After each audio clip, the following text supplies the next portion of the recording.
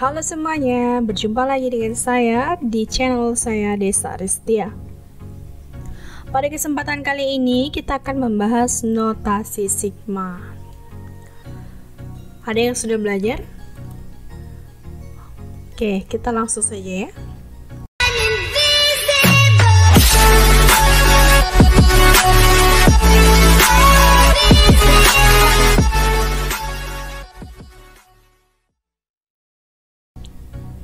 Kalau saya punya seperti ini, penjumlahan 1 tambah 2 untuk bilangan asli dari 1 sampai 5 misalnya, seperti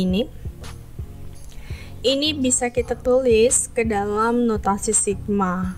Jadi sigma ini artinya jumlahan. Ini yang kita jumlahkan tadi.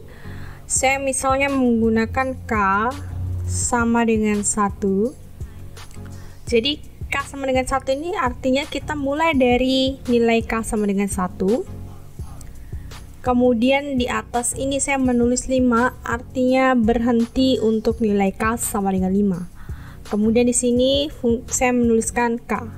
Artinya nilai K ini mulai dari 1 sampai 5 dijumlahkan. Kalau kita hitung hasilnya, ini 15 ya. Kemudian kalau saya punya sigma untuk nilai K dari 1 sampai 5 untuk K kuadrat, ini artinya apa? Kita mulai dari K sama dengan 1, kita kuadratkan. Jadi kita tetap mengacu ke sini ya. Kalau tadi K, di sini K kuadrat, berarti 1 pangkat 2 tambah 2 pangkat 2 tambah 3 pangkat 2 tambah 4 pangkat 2 sampai dengan 5 pangkat 2 yang ini. Jadi sigma ini maknanya jumlahan, yang di bawah sigma menunjukkan nilai awal, batas awal. Kemudian yang di atas ini menunjukkan berakhir di nilai K sama dengan 5. Jadi kalau kita tuliskan 1 pangkat 2 1, 2 pangkat 2 4, 3 pangkat 2 9, 4 pangkat 2 16, 5 pangkat 2 25. Berapa hasilnya? Iya. Ini kalau 1 dengan 9 kita jumlahkan, kita punya 10. 4 dengan 16, 20. Kita 30 tambah 25, berarti 55. Kalau kalian mau jumlahkan 1 tambah 4 tambah 9 tambah 16 tambah 25, berurut seperti itu ya, sama saja 55. Saya ini tadi hanya cara cepat menjumlahkan ya. Yang pertama saya lakukan tadi 1 tambah 9 10, 4 tambah 16 20, 10 tambah 20 30, 30 tambah 25 55. Oke, jelas ya. Nah, selanjutnya kita masuk ke properties atau sifat-sifatnya dari notasi sigma. Yang pertama, sigma dari K sama dengan 1 sampai N untuk konstanta C dikali dengan suatu fungsi K, ya FK. Ini kita bisa tulis C-nya di depan sigma, asalkan C-nya ini tidak bergantung terhadap K. Artinya si konstanta ini emang nggak ada hubungannya dengan K, tidak bergantung pada K. Jadi kita tulis C di depan kali sigma K sama dengan 1 sampai N FK, seperti ini. Contoh example, misalnya sigma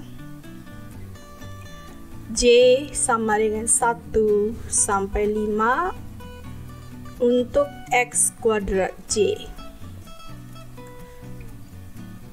Ini boleh ya, saya menggunakan J. Nah, di sini ada tidak yang tidak bergantung terhadap J. Ada ya, X kuadrat ini tidak bergantung pada J. Jadi kita bisa menuliskan X kuadrat ini di depan sigma karena tidak bergantung pada J. Jadi X kuadrat kali sigma C sama dengan 1 sampai N untuk J. Sampai sini jelas? Oke. Bagaimana untuk sigma J sama dengan 1 sampai 5 untuk X pangkat 3 misalnya. Berapa? Iya, kita harus menuliskan X pangkat 3 di depan sigma. Mengapa? Karena X pangkat 3 tidak bergantung terhadap J. Di sini berapa? Kita kalikan X pangkat 3 ini dengan berapa supaya menjadi X pangkat 3? Iya, jelas sekali. Di sini 1. Nah, apa maknanya jumlahan dari J sama dengan 1 sampai 5 dari 1? Kita menjumlahkan 1 ini mulai dari J sama dengan 1 sampai 5, tapi di sini tidak ada J. Artinya apa? Ketika J sama dengan 1 kita punya 1. Ditambah ketika J sama dengan 2 kita punya 1. Ketika J sama dengan 3 kita juga punya 1. Ini 1 aja di situ gitu. J sama dengan 4 1 juga. Terakhir untuk J sama dengan 5 1 seperti ini. Jadi 1 tambah 1 sampai sebanyak 5 ini artinya 5 ya gitu. 5 kali X pangkat 3. Like that. Oke? Lanjut ke properti yang kedua. Sigma dari K sama dengan 1 sampai N untuk FK fungsi FK ditambah fungsi GK. Ini kita kenal dengan sifat kelinearan sigma. Jadi kita bisa tulis menjadi sigma mulai dari K sama dengan 1 sampai N untuk FK ditambah sigma mulai dari K sama dengan 1 sampai N untuk GK. Jadi masing-masing dicari sigmanya, kemudian dijumlahkan sama dengan kita menghitung sigma untuk jumlahan dari FK dan GK. Nah, ini bukan hanya untuk penjumlahan tapi juga untuk pengurangan.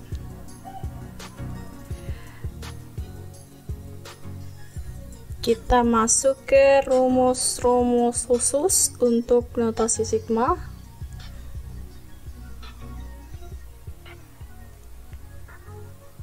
Jadi ada 4 ya.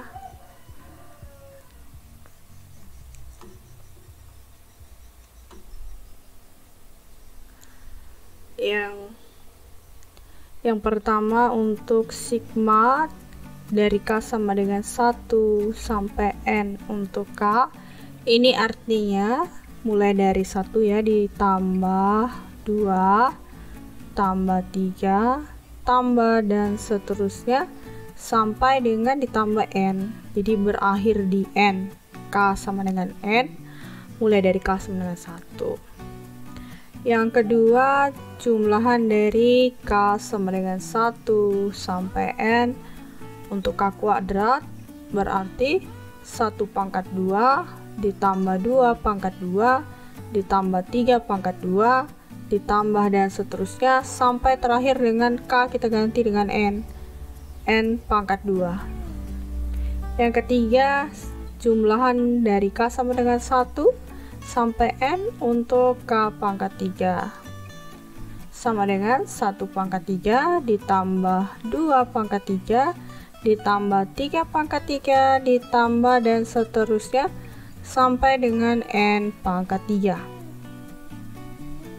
Nah, yang keempat nih, jumlahan dari K sama dengan 1 sampai N untuk 1. Sama dengan apa? Tadi ada di atas, kalau jumlahan J sama dengan 1 sampai 5 untuk 1, berarti kita jumlahkan 1 ini sebanyak 5. Ya, artinya 5 gitu. Tapi kalau ini artinya apa?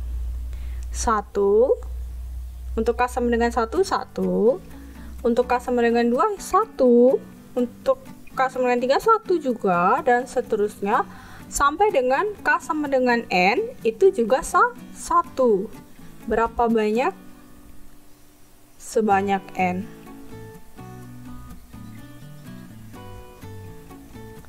Atau kita kali N, sebanyak N berarti ya 1 itu di sebanyak N, ya berarti N itu sendiri ya. 1 tambah 1 tambah 1 dan seterusnya tambah 1 sebanyak N, ya berarti N. Sampai sini jelas ya. Contohnya kalau kita punya jumlahan dari K sama dengan 1 sampai 6 untuk 1, berarti iya 6. Ini ya. Jadi 1 tambah 1 tambah 1 sebanyak 6, ya 6 itu sendiri gitu ya. Nah, gimana kalau kita punya sigma K sama dengan 1 sampai N untuk C? C ini tidak berhubungan dengan C ini tidak bergantung terhadap K.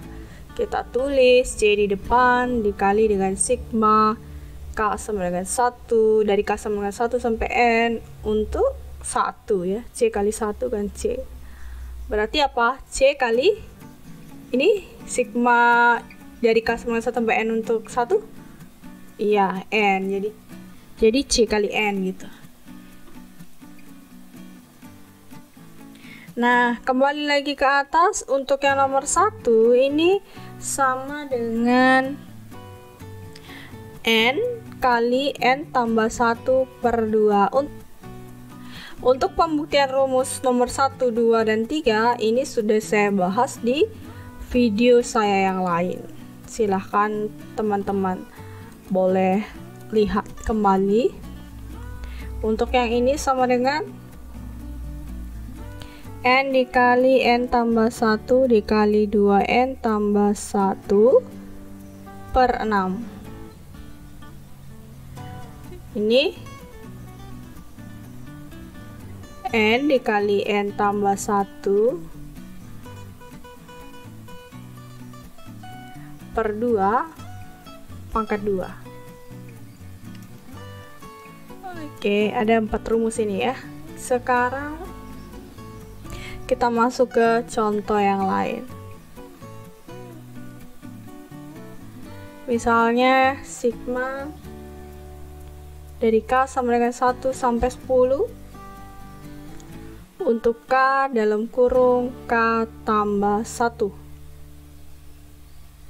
Nah, untuk menyelesaikan ini, apakah kita pisah sigmanya? Jadi begini, kali sigma untuk K tambah 1. Apa kita pisah seperti ini? Karena ini kali? Tidak ya, tidak ada rumus atau sifat yang seperti ini. Yang ada hanya untuk penjumlahan saja. Jadi kita kalikan dulu ini dengan K ini dengan K tambah 1. Jadi kita akan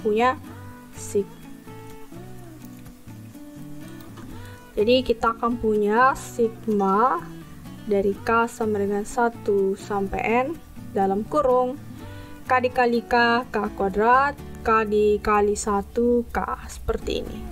Kalau penjumlahan bisa tidak kita pisah? Bisa, karena tadi ada sifat yang nomor 2 ini. Untuk penjumlahan kita bisa pisahkan masing-masing dengan sigma. Jadi ini sigma dari K sama dengan 1, ini bukan N ya, tapi 10. Dari K sama dengan 1 sampai 10. Ini kan 10 ya. K sama dengan 1 sampai 10 untuk K kuadrat ditambah sigma dari K sama dengan 1 sampai 10 untuk K. Nah, apakah kita harus menuliskan masing-masing ini dengan K kita ganti dengan 1 pangkat 2 tambah 2 pangkat 2 ditambah dan seterusnya sampai 10 pangkat 2 masing-masing seperti itu? Iya, sudah bisa menggunakan rumus ini, lebih praktis ya yang ini. Kita pakai rumus ini.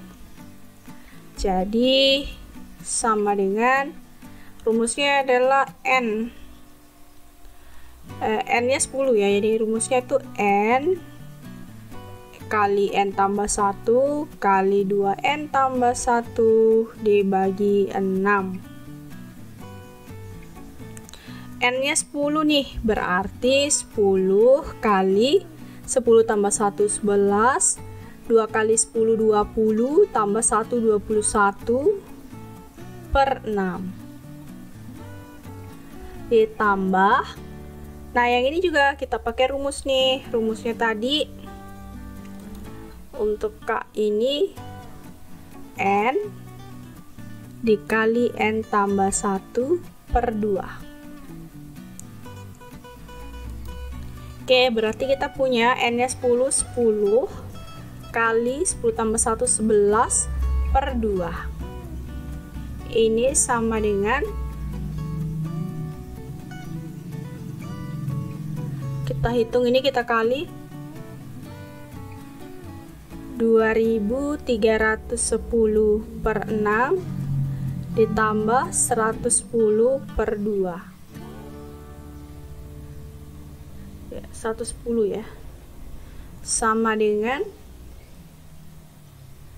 2310 ditambah, kalau ini kita samakan penyebut berarti dikali 3, 330 per 6